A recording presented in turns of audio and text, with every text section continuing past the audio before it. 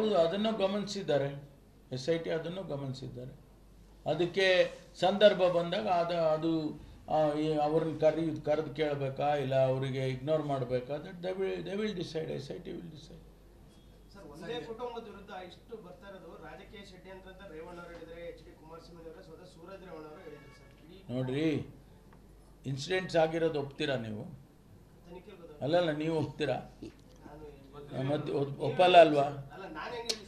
ಇದೆಲ್ಲ ಹೇಳ್ತಾ ಇದ್ರೆ ಮತ್ತೆ ಅದನ್ನೇ ಕೇಳೋದು. ಅವ್ರು ಮಾಡಲಿ ಅವ್ರು ಮಾಡಲಿ. ಅದಕ್ಕೆ ತನಿಖೆ ಮಾಡ್ತಾ ಇರೋದು. ತನಿಖೆ ಯಾಕೆ ಮಾಡ್ತಾವ್ರು ಹೇಳಿ?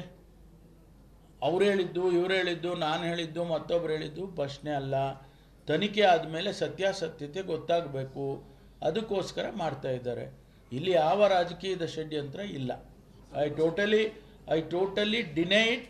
There is no political intervention at any point of time in this incident. ಇಲ್ಲ, ಏನು ಸಂಶಯ ಪಡೋದು ಬೇಕಾಗಿಲ್ಲ. ಭಾಳ ಸಿನ್ಸಿಯರ್ ಆಗಿ ಎಫೆಕ್ಟಿವ್ ಆಗಿ ಇನ್ವೆಸ್ಟಿಗೇಷನ್ ಆಗ್ತಾ ಇದೆ. ಸಂಶಯ ಯಾರೂ ಪಡಬೇಕಾಗಿಲ್ಲ.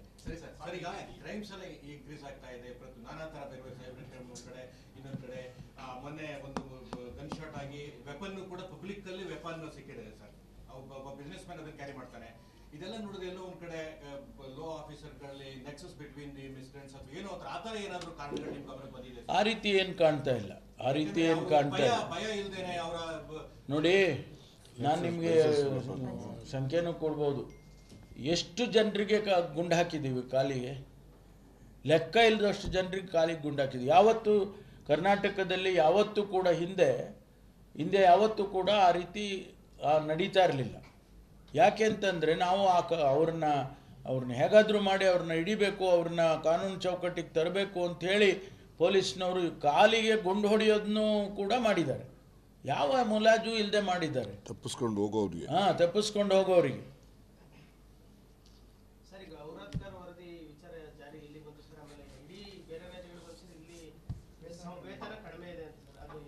ಇಲ್ಲ, ಆ ರೀತಿ ಏನಿಲ್ಲ. ನಾವು ಆ ವರದಿಯನ್ನು ಪಾರ್ಷಿಯಲಿ ಅನುಷ್ಠಾನ ಮಾಡಿದ್ದೇವೆ. ಅದ್ರ ಬಗ್ಗೆ ಈಗ ಮುಂದೆ ಚರ್ಚೆಗಳು ನಡೀತಾ ಇದ್ದಾವೆ. ಸಂಬಳಕ್ಕೆ ಸಂಬಂಧಪಟ್ಟಾಗೆ ಚರ್ಚೆ ನಡೀತಾ ಇದೆ. ಅದನ್ನು ಮುಂದಿನ ದಿನಗಳಲ್ಲಿ ಕ್ರಮ ತಗೊಳ್ತೀವಿ. ಅದ್ರ ಬಗ್ಗೆ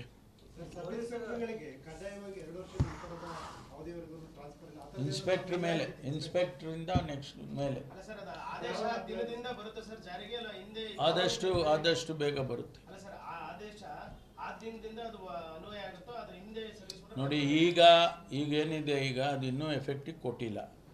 ಈಗ ನಾವು ಟ್ರಾನ್ಸ್ಫರ್ಸ್ ಬಂದಿದೆ. ಈಗ ಈ ಟ್ರಾನ್ಸ್ಫರ್ಸ್ ಆದಮೇಲೆ ಅದನ್ನು ಎಫೆಕ್ಟಿವ್ ಕೊಡ್ತೀವಿ. ಅಲ್ಲಿಂದ ಆಚೆಗೆ ಅವರು 2 ವರ್ಷ ಒಂದು ಜಾಗದಲ್ಲಿ ಇರ್ತಾರೆ. ನಿಮ್ಮ ಸಿಬ್ಬಂದಿಗಳಿಗೆ ಕೊರತೆ ಒಂದು ಸರ್, ಇನ್ನೊಂದು ಸಿಬ್ಬಂದಿ ನಿವೇಶನದ ಕೊರತೆ ಮತ್ತು ಆ ರೀತಿಯಾದಂಥ ಒಂದು ಆರೋಪ. ಹೌದು, ನಿವೇಶನದ ಕೊರತೆ ಅಲ್ಲ, ಮನೆಗಳ ಕೊರತೆ. ನಾವು ಪೊಲೀಸ್ ಗೃಹ ಸ್ಟಾರ್ಟ್ ಮಾಡಿದವರೇ ನಾವು.